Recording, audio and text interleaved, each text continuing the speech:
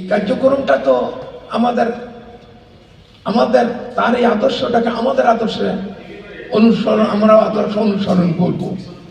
এইগুলি তো আলোচনা করে ফি রাসূলিল্লাহি উসওয়াতুন হাসানাহ, রাসূলের জীবনেই রয়েছে তোমাদের জন্য উত্তম আদর্শ। আমি আয়াতের অর্থ এভাবেই বুঝেছি যে এই জীবন হিসাবে জীবনের যত দিক আর বিভাগ আছে, সকল দিক এবং বিভাগেরই উত্তম আদর্শ আল্লাহ তাআলা রসুলের জীবনে পঞ্জীভূত করে দিয়েছেন। সুবহানাল্লাহ। সত্যিকার অর্থে যদি আমি একজন ভালো বাবা হতে চাই, তাহলে ভালো বাবা হওয়ার যে উপায় উপকরণ, এটা রসুলের জীবনে আছে বলে আল্লাহ তাআলা নিজে বলছেন। ঠিক কিনা বলুন? যদি আমি একজন ভালো প্রতিবেশী হতে চাই, কিভাবে ভালো প্রতিবেশী হওয়া যায় এটা রসুলের জীবন থেকে খুঁজে পাওয়া যায়। আমি যদি একজন ভালো ব্যবসায়ী হতে চাই, তাও কি পাওয়া যাবে? এভাবে যদি আমি একজন ভালো আদর্শ রাষ্ট্রনায়ক হতে চাই, সেটাও যে পাওয়া যাবে, এটি আজকের প্রবন্ধ থেকে প্রমাণ করা সম্ভব হয়েছে। সম্মানিত ভাইরা, এই কথার অর্থই হলো জীবনের যত দিক আর বিভাগ আছে, আমার ব্যক্তি জীবন থেকে শুরু করে আন্তর্জাতিক জীবন, আমার রান্নাঘর থেকে শুরু করে আমার সংসদ ভবন পর্যন্ত যদি সুন্দর, সার্থক, জনকল্যাণে পরিচালিত করতে চাই, তাহলে সকল আদর্শ আমরা রাসূল করিম সাল্লাল্লাহু আলাইহি সাল্লামের জীবনেই পেতে। সম্মানিত ভাইরা, বাংলাদেশকে যদি আমরা উদাহরণ হিসেবে আনি, বাংলাদেশের 18 কোটি মানুষের পরিচালনার দায়িত্ব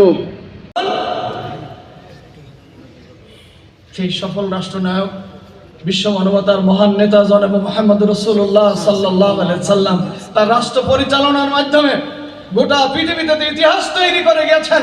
কিয়ামত পর্যন্ত সকল রাষ্ট্রনায়ক যদি একজন সফল রাষ্ট্রনায়ক হতে চায়, মানবতার কল্যাণকামী রাষ্ট্রপ্রধান হতে চায়, তাহলে রাসূল করিম সাল্লাল্লাহু আলাইহি সাল্লামের রাষ্ট্র পরিচালনার মূলনীতি গ্রহণ করেই রাষ্ট্র পরিচালনা করতে হবে। এর ব্যতিক্রম কোনো চিন্তা করার কোনো সুযোগ নাই।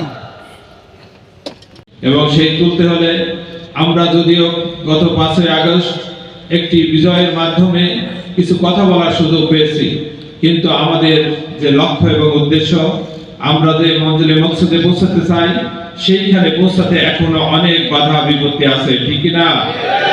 এজন্য আমাদের অনেক ত্যাগ এবং কুরবানির প্রয়োজন আছে। এটাও আমরা লক্ষ্য করছি। এই সব কিছুকে উপেক্ষা করে একমাত্র আল্লাহর উপর ভরসা করে যদি আমরা আল্লাহর বিধান এবং রাসূলের সুন্নাহ যদি বাস্তবায়ন করতে চাই, তাহলে আমাদের একটু দুনিয়ার স্বার্থ, দুনিয়ার সুখ সুবিধা একটু অপেক্ষাকৃত কমায় আমরা আল্লাহর দ্বীনকে প্রতিষ্ঠা করার জন্য যদি আমরা চেষ্টা করি, সেই ধরনের সিদ্ধান্ত নিতে পারি, আগামী দিন এই দেশ হবে আল্লাহর কোরআনের দেশ। এই দেশ একটি সুখে সমৃদ্ধশালী দেশ হিসাবে গড়ে আমরা তুলতে পারবো ইনশাআল্লাহ। অনুকূল পরিবেশ তৈরি করে দিয়েছে শুধুমাত্র প্রায় 1.5 লক্ষ ছাত্র জনতা। আল্লাহু নাফসি বিয়াদিহি লাউ আন্না ফাতেমা বিনতে মুহাম্মদ সারাকাত, লাউ আন্না ফাতেমা বিনতে মুহাম্মদ সারাকাত লাকাতাতু ইয়াদাহা। সেই সত্যের কসম যার হাতে আমার প্রাণ, আমি মুহাম্মাদের কন্যা ফাতেমা যদি রাষ্ট্র পরিচালনা যেটা মসজিদের বাইরে রাখা হতো, এখন মেম্বার থেকে চুটাই এগুলি বলতে হবে তাদের কাছে। তা না হলে পরে আমরা কিন্তু ইসলামকে একটা অন্ধকারের ভেতরে লিখে দেবো, একটা অংশ, পুরাপুরি নয়, একটা অংশকে ইসলামের বাইরে রেখে দেওয়া হবে। এটার দায়িত্ব কিন্তু এখন আমাদের এসেছে। প্রিয় উপস্থিতি, রাসূল পাক সাল্লাল্লাহু আলাইহি ওয়াসাল্লামের জীবনের ব্যাপারটা, কারণ মা ফারাত্তা ফিল কিতাব মিন শাই, কিতাবের ভিতরে এমন কিছু বাদ পড়ে নাই। তাহলে কিতাবের ভেতরেই তো আছে মহাসাগরের বিষয়টা আছে, বিশ্ব ব্রহ্মাণ্ড জগৎ যা কিছু, আকাশ পৃথিবী, আল্লাহর কথা, আকাশ পৃথিবী তো সবই তো নিয়ে কোরআনের ভেতরেই আছে। ব্যাপ্তি যার একেবারে বিশ্ব ব্রহ্মাণ্ডের সমস্ত কিছু ব্যাপ্তি, যার ভিতরে সব